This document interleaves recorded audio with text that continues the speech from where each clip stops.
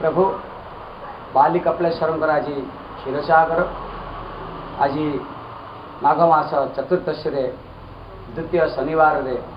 पंचम थर पर बाबा बाली कपिलेश्वर क्षीरसागर अनुष्ठित होई क्षीरसागर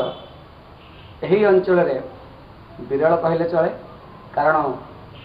क्षीरसागर आमे माने प्रथमे शैवालय शंकर सरंग पाखरे देखि था शंकर सरंग पाखरे यह आम बाल्यकाल आम शुणी आसु देखी आसीचु यही क्षीरसागर जड़े गोपाल बा गौड़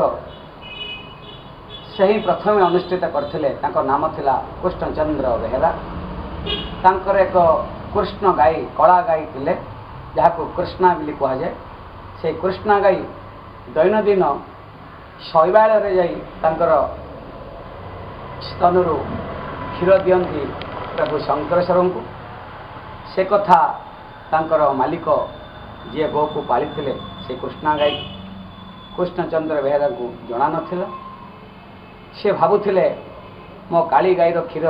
दैनंदिन कौन सी लोक नहीं जाउछि जहाँफल पिलाटी जो बाछुरी छुआटी से जन्म कर से क्षीर टी सी देना तेणुक एक दिन से कृष्णा गाई पछरे तांकर मालिक से गोपाल जे कि गौड़ बिली धरा जाए कृष्णचंद्र बेहेरा पछरे धाई आसते किए से मनुष्य किए से ईश्वर जे कि गाईर एत क्षीर नहीं जाऊँगी कि छुआटी भी से क्षीर पाईपारूना जिते से गाई पछरे से आसिक देखती जे गाईटी एक बाली स्थान निजर क्षीर समस्त क्षीर ढाली दे जाऊँगी एक साधना भाया जहाँकि देखिले मन साधना तार समस्त क्षीर शेष है पर्यंत से टाइम से छिड़ा हुई समस्त क्षीर दान कर निजर घर को सी फेरी से समय सी समस्त की कही जनईले जे एठार एक लिंग मूर्ति अच्छी जहाँकि मोर काली गाई दैनंदिन ये आसी क्षीर दे जाऊँगी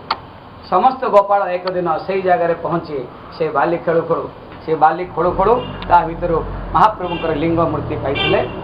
से दिन ठू से मूर्ति से उपस्थित रही एवं प्रतिष्ठा हेले तांकी कहा जाए आमर शंकरेश्वर किंतु एबे आज दिन में बाली कपिलेश्वर पाखे क्षीरसागर अनुष्ठित होछि एठार केवल क्षीरसागर होइनी एठारे बड़ विचित्र रोग भल हो जाए जहाँ को डाक्तर माने भी भल करि पारंतनि समय समय ताकू कहा जाए हाड़ भंगा केस हाड़ भांगी गले गोड़ भांगी गले हाथ भांगी गले शरीर कौन से अंग जदि नष्ट हो जाए ताहले बाबा बाली कपिलेश्वर पाखे जो मैंने आसिक दंडायमान होती एवं पाखे आराध्य होती से बाबा बाली कपिलेश्वर यही आशीर्वाद प्रदान करथांती से भक्तर शरीर सुस्थ हुए से माने बाबा बाली कपिलेश्वर को यही एक छोटिया क्षीर अभिषेक कर चली जाता। जय प्रभु बाली कपिलेश्वर जय।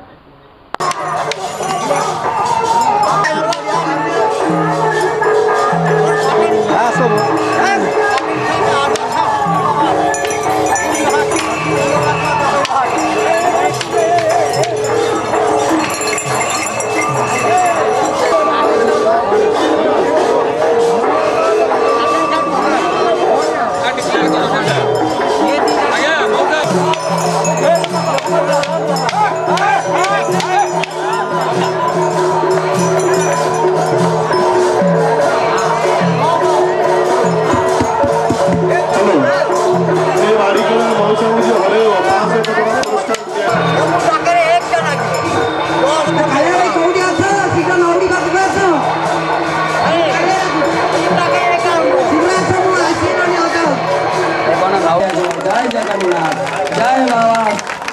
बाली कपिलेश्वर जय हो।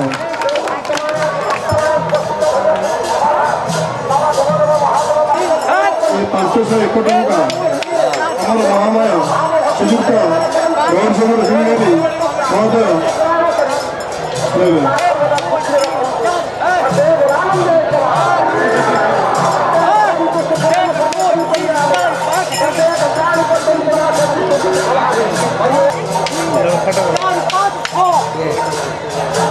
Israel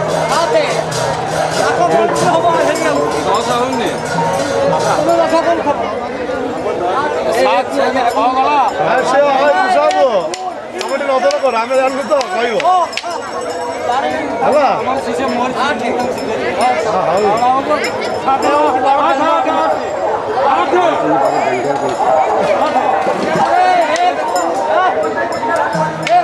এই ଖେଳ ବୋଧେ ମୁଁ ଏଠି ପ୍ରଥମ ଥର ଦେଖୁଛି ମୋ ଜୀବନରେ ଶୁଣିବାକୁ ପାଇଲି ଯେ ୟା ନାଁ ହେଉଛି ନଉଡ଼ି ଖେଳ ଏବଂ ଇଏ ଗ୍ରାମବାସୀଙ୍କର ଏହି ନଉଡ଼ି ଖେଳ ଦେଖି ଅତ୍ୟଧିକ ଆନନ୍ଦ ହେଉଥିବାରୁ ଆମେ ଜଗନ୍ନାଥଙ୍କ ସେବକ ହିସାବରେ ତାଙ୍କୁ ବହୁତ ବହୁତ ଆଶୀର୍ବାଦ ଦେଉଛୁ। ତାଙ୍କ ପରିବାର ସଦାବେଳେ ଏମିତି ଖେଳକୁ ଜାରି ରଖିଥାନ୍ତୁ ଏବଂ ନିଜର ଏହି ନଉଡ଼ି ଖେଳର ପରିଚୟ ଦେଉଥାନ୍ତୁ।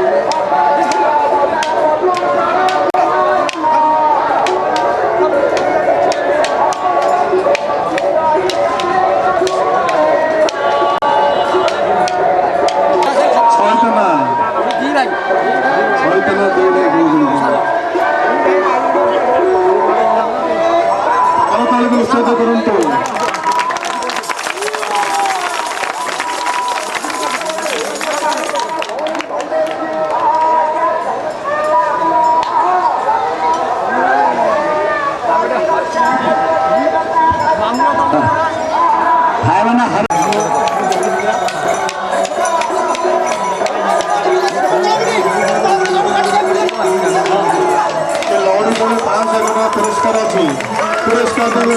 सुजुक्त गौरी शंकर सिंह